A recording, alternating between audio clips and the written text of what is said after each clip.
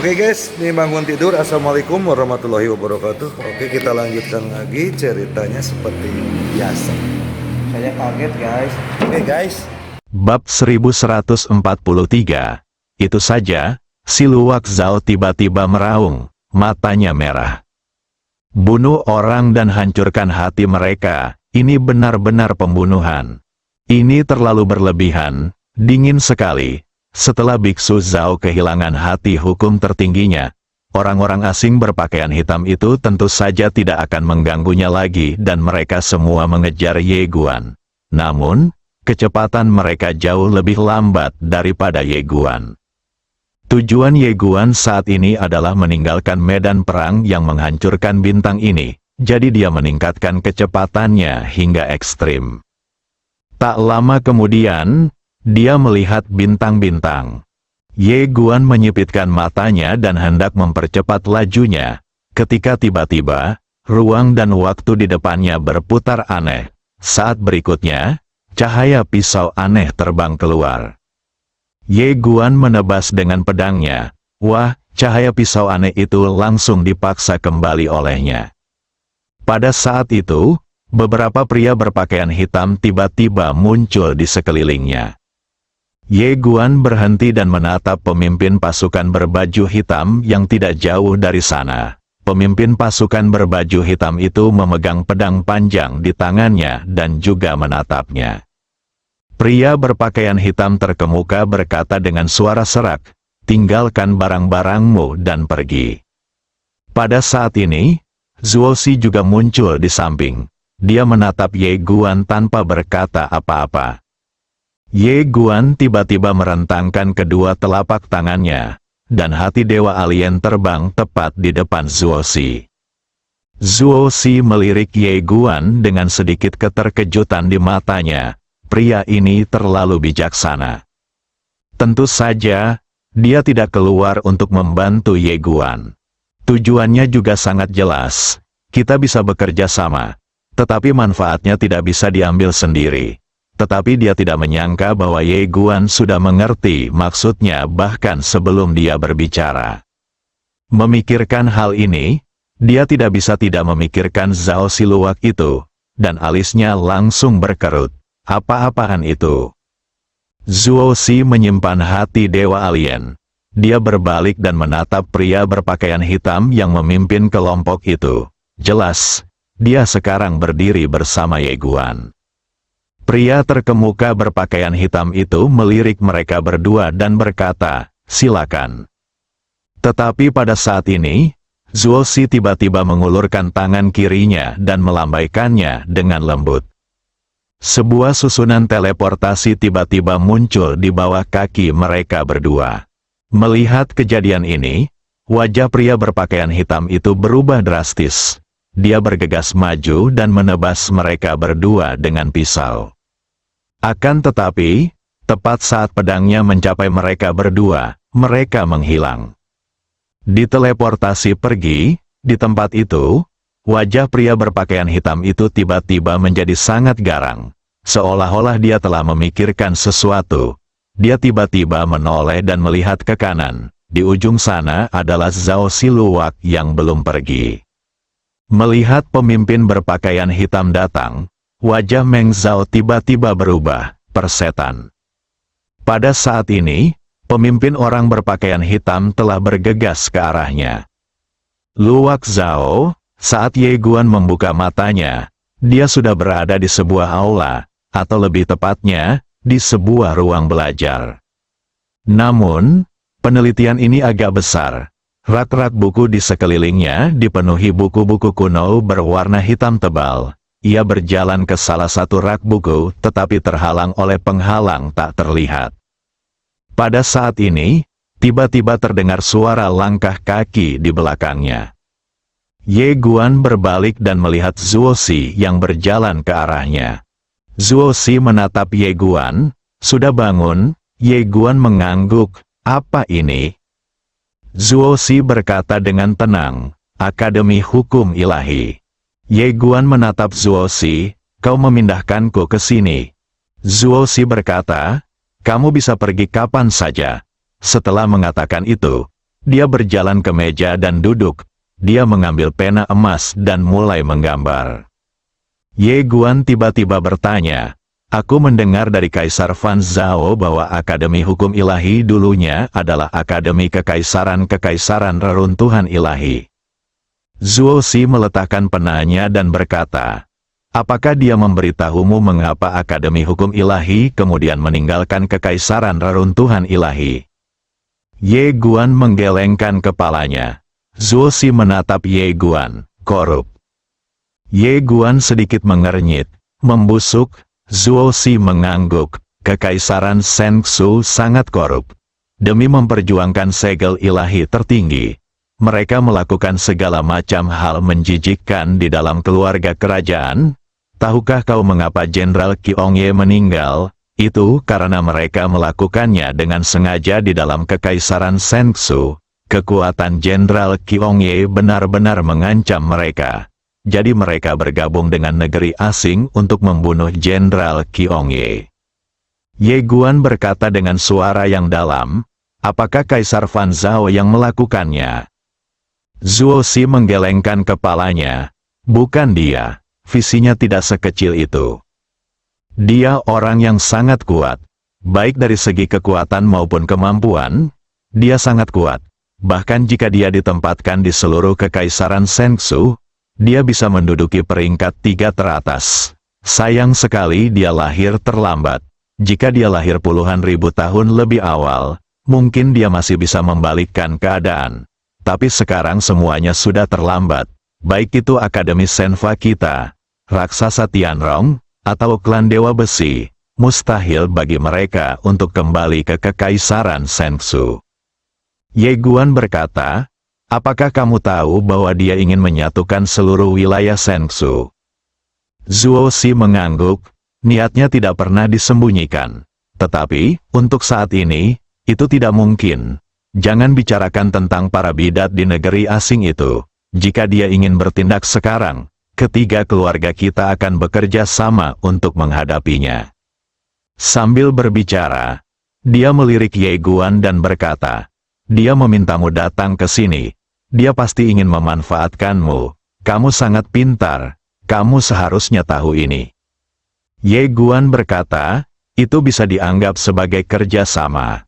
Zuo Si menatap Ye Guan, "Kau tidak bisa mengalahkannya." Ye Guan menggelengkan kepalanya, "Aku tidak punya pilihan saat ini." Zuo Si mengerutkan kening. Ye Guan tersenyum dan berkata, "Siapa namamu, Nona muda?" Zuo Si berkata, "Zuo Si." Ye Guan mengangguk, "Nona Zuo, sampai jumpa nanti." Setelah berkata demikian, dia berbalik dan pergi. Zuo Si tiba-tiba berkata, "Tunggu." Ye Guan menoleh dan menatap Zuo Si. Zuo Si menatapnya dan bertanya, "Bolehkah aku masuk ke menaramu dan melihatnya?" Ye Guan tersenyum dan berkata, "Baiklah." Sambil berbicara dia membawa Zuo Si ke menara kecil. Setelah memasuki menara kecil itu, ekspresi Zuo Si berangsur-angsur menjadi serius. Dia mengulurkan tangan kanannya dan dengan lembut membelai waktu dan ruang di depannya, dan bertanya dengan tidak percaya, "Bagaimana kamu melakukan ini?" Ye Guan tersenyum dan berkata, "Aku juga tidak tahu." Zuo Si menoleh ke arah Ye Guan. "Tiba-tiba aku sadar bahwa kami telah meremehkanmu." Ye Guan tersenyum dan berkata, "Nona Zuo Si, saya harus kembali." Setelah berkata demikian, dia membawa Zuo Si dan meninggalkan menara kecil itu. Ye Guan berkata, "Selamat tinggal." Setelah berkata demikian, dia berbalik dan pergi. Di tempat semula, Zuo Si menatap Ye Guan yang pergi, dan alisnya berkerut dalam. Di kejauhan, setelah Ye Guan keluar dari ruang belajar, dia terbang dengan pedangnya dan menghilang di ujung langit. Begitu dia kembali ke kota kerajaan, Kaisar Fan Zhao muncul di hadapannya. Dia tersenyum dan berkata, "Kupikir kamu tinggal di Akademi Hukum Ilahi dan tidak akan kembali." Ye Guan berkata, "Jantung Dewa Alien ada di Akademi Hukum Ilahi. Aku hanya mendapatkan jantung hukum tertinggi. Kaisar Fan Zhao tersenyum dan berkata, "Sudah cukup, ikuti aku." Setelah berkata demikian, dia berbalik dan berjalan pergi. Ye Guan mengikuti Kaisar Fan Zhao ke langit berbintang, di mana banyak pecahan hukum tertinggi mengambang, jumlahnya ribuan. Melihat begitu banyaknya, Ye Guan sedikit terkejut. Kaisar Fan Zhao berbalik dan menatap Ye Guan. "Aku akan melindungimu, dan kau akan melahap inti hukum tertinggi."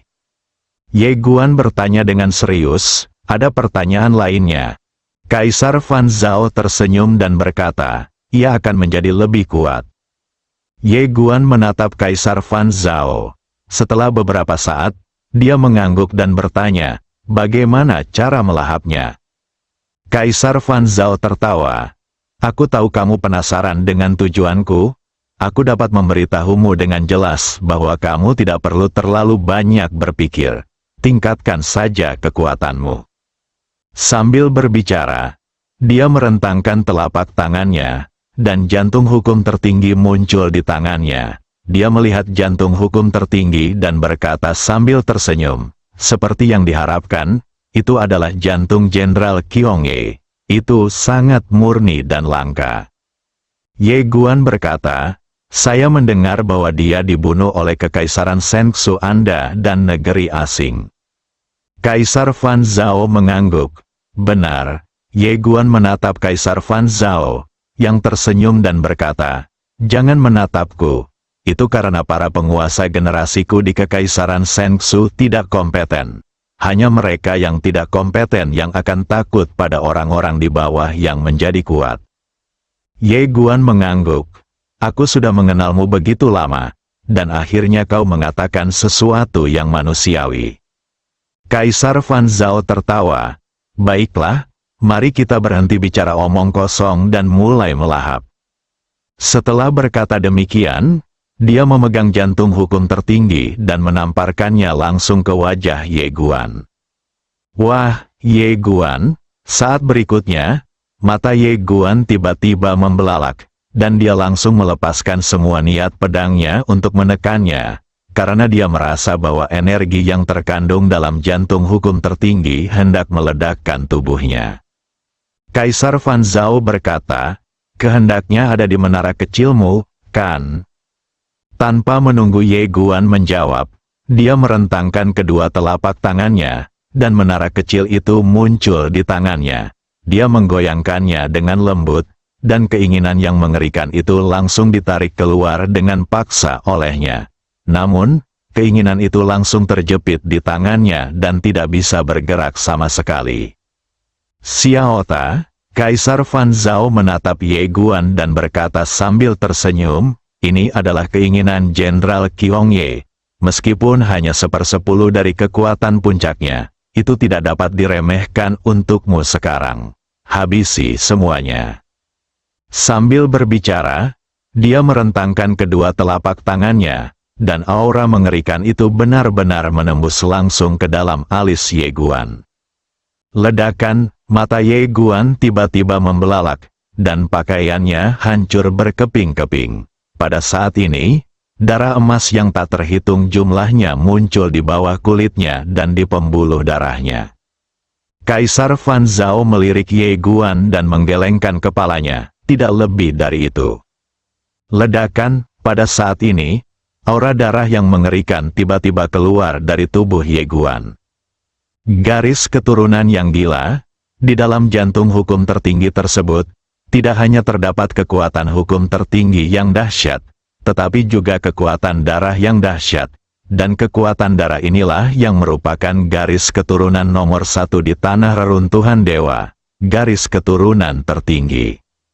Garis keturunan tertinggi berasal dari leluhur peradaban dinasti Sengsu, dan garis keturunan ini tidak hanya dimiliki oleh keluarga kerajaan dinasti Sengsu. Selama Anda dapat mengolah inti hukum tertinggi, Anda dapat memiliki garis keturunan tertinggi. Dan pada saat ini, ketika Ye Guan mulai melahap hati tertinggi ini, garis keturunan tertinggi yang kuat juga muncul bersamanya. Namun garis keturunan yang gila itu tidak lagi kering. Sudah sangat tidak senang bahwa darah manusia dan darah Xuan Yuan bisa hidup berdampingan, dan sekarang ada yang lain. Garis keturunan gila secara langsung dan dengan paksa menekan garis keturunan tertinggi. Tetapi pada saat ini, Kaisar Fan Zhao tiba-tiba mengulurkan tangan kanannya dan meletakkannya di bahu Ye Guan, dan kekuatan yang dahsyat langsung menekan garis keturunan gila itu. Garis keturunan iblis gila masih ingin melawan, tetapi Kaisar Fan Zhao tersenyum dan berkata, "Garis keturunan iblis gila, kamu harus lebih ambisius. Garis keturunan tertinggi ini dapat memberikan kekuatan tak terbatas kepada tuanmu." Garis keturunan gila tidak peduli dan masih ingin membunuh garis keturunan tertinggi dengan paksa. Pemilik, apa hubungannya dengan garis keturunannya yang gila? Lebih baik tanpa master. Bab 1144, bunuh dia secara langsung. Kaisar Fan Zhao sedikit terkejut melihat bahwa garis keturunan iblis gila memiliki sifat pemberontak. Garis keturunan macam apa ini? Sungguh aneh bahwa dia masih memiliki sifat pemberontak. Tanpa berpikir terlalu banyak, dia menekan bahu Ye Guan dengan ringan dengan tangan kanannya dan menekannya dengan kuat lagi. Di bawah tekanannya, garis keturunan gila itu akhirnya tidak berdaya, dan dengan demikian, garis keturunan tertinggi dalam tubuh Ye Guan menjadi semakin banyak. Seiring bertambahnya jumlah garis keturunan tertinggi, aura yang terpancar dari tubuh Ye Guan menjadi semakin kuat. Ini adalah jenis kekuatan garis keturunan baru. Melihat pemandangan ini, senyum tiba-tiba muncul di wajah cantik Kaisar Fan Zhao, dan senyum ini membuat langit berbintang dan Bima Sakti tampak pucat jika dibandingkan. Pada saat ini, dibandingkan dengan kecantikan Kaisar Fan Zhao yang tiada taraf, fitur wajah Ye Guan telah terdistorsi dan berubah bentuk, dan dia tampak sangat mengerikan. Dia menderita rasa sakit yang luar biasa saat ini, seolah-olah ribuan pedang sedang memotong hatinya. Dia masih bisa menahan rasa sakit fisiknya, tetapi rasa sakit dalam kesadaran dan kemauannya membuatnya merasa lebih buruk daripada kematian. Karena setelah kemauan misterius itu memasuki tubuhnya, ia mulai menyerang lautan kesadaran dan jiwanya dengan panik. Ia ingin mengambil alih sarangnya. Ye Guan tidak akan duduk diam dan menunggu kematian. Dia menggunakan kemauannya untuk melawannya. Kemauannya tidak kalah dengan kemauan yang kuat itu. Tetapi medan perang ada di lautan kesadarannya. Lautan kesadaran itu sama lemahnya dengan buah zakarnya. Menyerang lautan kesadarannya seperti menyerang buah zakarnya. Sedangkan di tempat ini, laki-laki tidak akan kuat kalau dicubit, apalagi diserang. Namun Ye Guan tidak punya pilihan selain bertahan, karena ia tahu bahwa begitu ia menyerah dan pingsan, kesadaran dan keinginannya akan terhapus oleh keinginan kuat itu. Oleh karena itu, ia harus bertahan. Melihat Ye Guan yang raut wajahnya berubah menjadi mengerikan, Kaisar Fan Zhao sama sekali tidak khawatir, dan ekspresinya setenang air. Jika itu adalah Ye Guan sebelumnya, dia pasti masih khawatir. Tentu saja, jika itu adalah Ye Guan sebelumnya, dia tidak akan memenuhi syarat untuk datang ke tempat ini untuk dimanfaatkan olehnya. Pada saat ini, seorang pria bertopeng tiba-tiba muncul di belakang Kaisar Fan Zhao. Dia menatap Ye Guan dan berkata, "Kaisar Fan, apakah kamu tidak takut dia tidak bisa bertahan?" Kaisar Fan Zhao melirik Ye Guan dan tersenyum. Dia bisa melakukannya. Pria bertopeng itu bingung. Dengan kekuatanmu, kau dapat dengan mudah membantunya menyerap keinginan ini.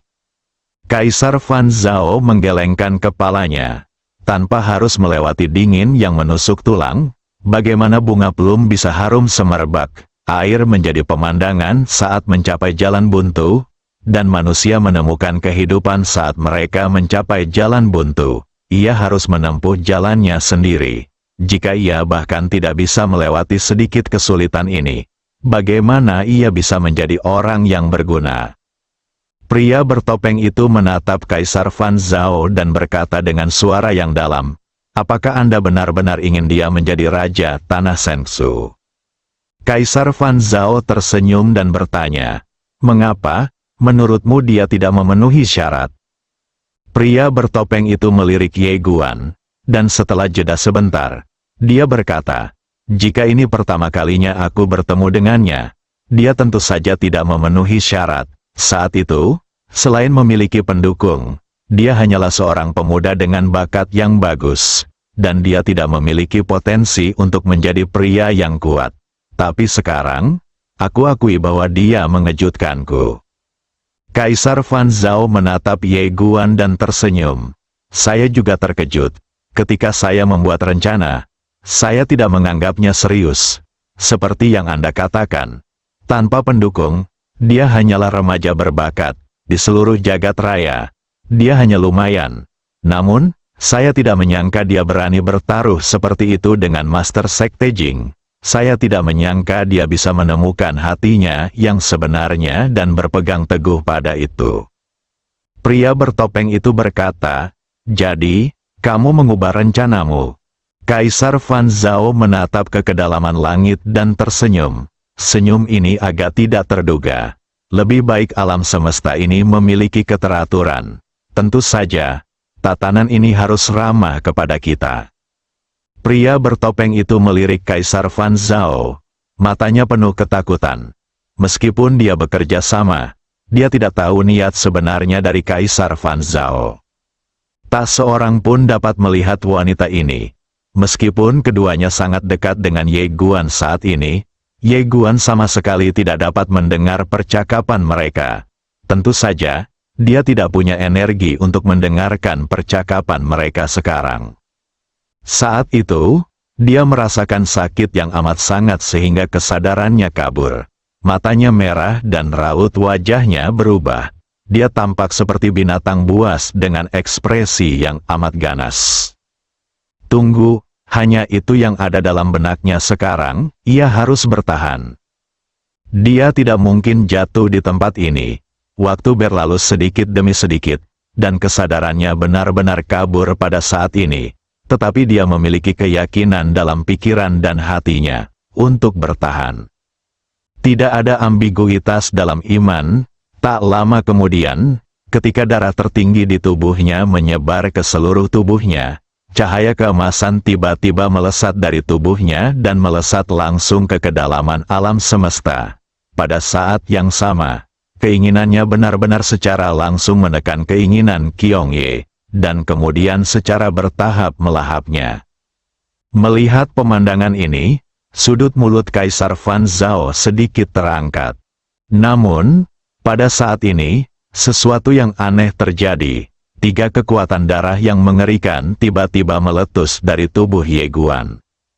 Darah fana, garis keturunan yang gila, garis keturunan Yan dan Huang. Ketiga garis keturunan benar-benar melahap garis keturunan tertinggi dalam sekejap. Melihat pemandangan ini, raut wajah Kaisar Fan Zhao sedikit berubah. Dia hendak mengambil tindakan untuk menekannya. Namun kemudian dia berubah pikiran dan merasa hal itu tidak akan berpengaruh apapun. Jadi dia tidak mengambil tindakan lagi dan membiarkan ketiga garis keturunan melahap garis keturunan tertinggi dengan gila-gilaan. Kaisar Fan Zhao menatap 3 garis keturunan khusus di tubuh Ye Guan dengan sedikit keterkejutan di matanya. Dia tidak menyangka bahwa 3 garis keturunan khusus di tubuh Ye Guan akan tiba-tiba menyerang. Yang tidak diketahuinya adalah, di antara ketiga garis keturunan, mengapa garis keturunan tertinggi ini bisa setara dengan mereka. Garis keturunan yang gila ini berasal dari Master Pedang Baju Hijau. Darah manusia berasal dari takdir sukun, garis keturunan Xuan Yuan berasal dari Master Pavilion Qin Guan. Mereka semua adalah kerabat terdekat Ye Guan. Apa sih sebenarnya garis keturunan tertinggi ini? Apakah Anda memenuhi syarat untuk ikut serta, bunuh dia secara langsung? Tanpa darah bos yang tak tertandingi di belakang Anda Anda tidak layak bersama mereka. Melihat 3 garis keturunan Ye Guan yang mengerikan, pria bertopeng itu tidak dapat menahan rasa terkejutnya. Kekuatan ketiga garis keturunan ini sangat mengerikan. Kaisar Fan Zhao tersenyum tipis, tidak menyangka. Pria bertopeng itu mengangguk dengan sungguh-sungguh. Kaisar Fan Zhao terkekeh dan berkata, sebenarnya, jika dia kalah taruhan itu akan sangat menyenangkan. Pria bertopeng itu bingung, mengapa? Kaisar Fan Zhao menatap Ye Guan, dan senyum di wajahnya berangsur-angsur memudar. Karena dengan begitu, dia bisa menghubungi anggota keluarganya tanpa beban psikologis apapun di masa mendatang. Pria bertopeng itu mengerutkan kening, sedikit bingung, karena dia tidak mengerti arti kalimat ini. Seolah memikirkan sesuatu, dia melirik Ye Guan dan bertanya, apa kekuatannya saat ini? Kaisar Fan Zhao memandang Ye Guan, lalu berkata, dilihat dari segi alam, dia seharusnya adalah seorang peramal, tetapi kekuatan tempurnya yang sebenarnya, jika dia memperhitungkan kartu-kartu truf itu, seharusnya dapat melawan dewa tertinggi. Pergilah dan bekerjalah. Pria bertopeng itu mengangguk, menatap Ye Guan lagi, lalu berbalik dan menghilang di tempat. Tidak lama kemudian, Ye Guan perlahan membuka matanya. Pada saat ini, dia benar-benar berbeda dari kelemahannya sebelumnya. Dia sekarang merasa bahwa seluruh tubuhnya dipenuhi dengan kekuatan tak terbatas. Seolah-olah dia memikirkan sesuatu, dia segera menutup matanya. Pada saat ini, jantung di tubuhnya berubah menjadi emas. Ye Guan membuka matanya dan menatap Kaisar Fan Zhao. Berhasil. Kaisar Fan Zhao mengangguk dan berkata sambil tersenyum, selamat, Anda sekarang dapat menggunakan kekuatan hukum tertinggi. Cobalah. Ye Guan tiba-tiba mengepalkan tangan kanannya, dan dalam sekejap, cahaya keemasan meledak dari telapak tangan kanannya. Kekuatan, pada saat ini, dia merasakan kekuatan yang mengerikan. Kekuatan ini tidak berasal dari dirinya sendiri, tetapi dia dapat mengendalikannya. Hukum tertinggi, pada saat ini, dia benar-benar merasakan keberadaan hukum tertinggi.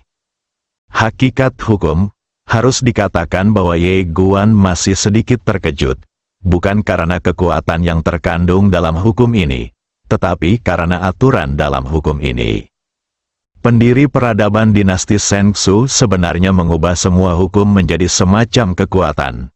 Jika Anda ingin mendapatkan kekuatan, Anda harus mengubah hukum, mengetahui hukum, dan mematuhi hukum.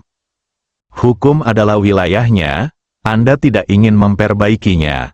Bisa, lalu ciptakan jalur Anda sendiri, namun, seberapa sulitkah untuk berjalan sendirian di jalan setapak? Baru pada saat inilah Ye Guan percaya bahwa Kaisar Fan Zhao tidak menipunya. Ternyata hukum itu benar-benar dapat diwujudkan. Masalah terbesar yang dihadapi alam semesta Guangxuan sekarang adalah bahwa metode Guangxuan belum dapat dilaksanakan sepenuhnya dan tidak semua orang bersedia mematuhinya. Seolah teringat sesuatu, Ye Guan tiba-tiba menatap Kaisar Fan Zhao. Setelah hukum ini terwujud, jika orang yang menciptakan hukum ini punya niat jahat, maka semua makhluk hidup. Kaisar Fan Zhao melanjutkan, ini adalah sebuah bencana, bencana yang menghancurkan. Ye Guan terdiam. Kaisar Fan Zhao berkata, bagi orang yang benar-benar kuat, semua makhluk hidup hanyalah alat untuk berkultivasi, tidak perlu terlalu peduli pada mereka. Ye Guan tiba-tiba menyela, metode ini memang bisa dilakukan, tetapi harus dibatasi. Kalau tidak, jika orang yang menciptakan metode ini punya pikiran jahat, niscaya akan menjadi malapetaka yang menghancurkan bagi semua makhluk hidup. Hukum harus dibatasi dan diawasi. Kaisar Fan Zhao menatap Ye Guan, matanya seterang salju. Ye Guan mengabaikan Kaisar Fan Zhao. Ia melangkah maju mundur beberapa langkah. Setelah merenung sejenak, matanya tiba-tiba berbinar. Aku mengerti.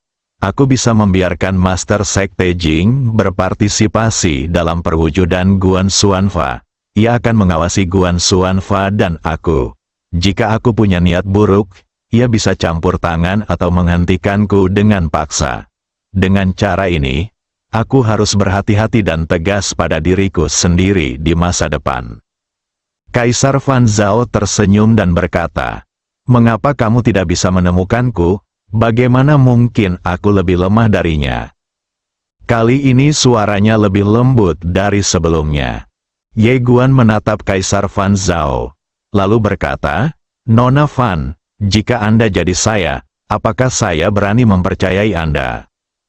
Kaisar Fan Zhao menatap matanya sejenak, lalu tiba-tiba tersenyum dan berkata, "Saya tidak berani." Ye Guan bertanya dengan serius, "Nona Fan, bagaimana saya bisa mendapatkan segel Dharma tertinggi?" Kaisar Fan Zhao tersenyum dan berkata, "Jangan khawatir." Ye Guan sedikit bingung. Kaisar Fan Zhao berkata, "Segel Dharma tertinggi kini telah rusak, dan kita harus membuatnya kembali padat terlebih dahulu." Ye Guan menatapnya, tak bisa berkata apa-apa. Ia semakin merasa bahwa ini adalah rutinitas sialan, seperti di Bima Sakti. Anda memenangkan hadiah, tetapi maaf, Anda harus mengisi ulang tenaga terlebih dahulu sebelum dapat mengklaim hadiah. Rutinitasnya rumit, Kaisar Fan Zhao melanjutkan. Tidak sulit untuk memadatkan kembali segel Dharma tertinggi, hanya butuh waktu. Ye Guan tiba-tiba bertanya, "Nona Fan, di mana nenek moyang peradaban Anda?" Kaisar Fan Zhao tersenyum dan berkata, "Itu menghilang." Ye Guan sedikit mengernyit. "Menghilang?" Kaisar Fan Zhao mengangguk. Justru karena hilangnya dia, tidak ada seorang pun yang dapat membatasi hukum dalam segel tertinggi. Akibatnya, Kekaisaran Shengsu mulai menjadi korup dan bergejolak. Salah satu kerugian dari terwujudnya hukum adalah jika penciptanya tidak ada, kekuatan mengikat hukum akan sangat berkurang. Ye Guan berkata dengan lembut, "Jadi begitulah adanya." Kaisar Fan Zhao melanjutkan, "Ayo, aku akan membawamu ke suatu tempat." Setelah berkata demikian, dia berbalik dan pergi. Ye Guan sedikit penasaran. "Di mana?" Kaisar Fan Zhao mengangkat bibirnya sedikit, tersenyum menawan. "Tempat yang membahagiakan." Bersambung.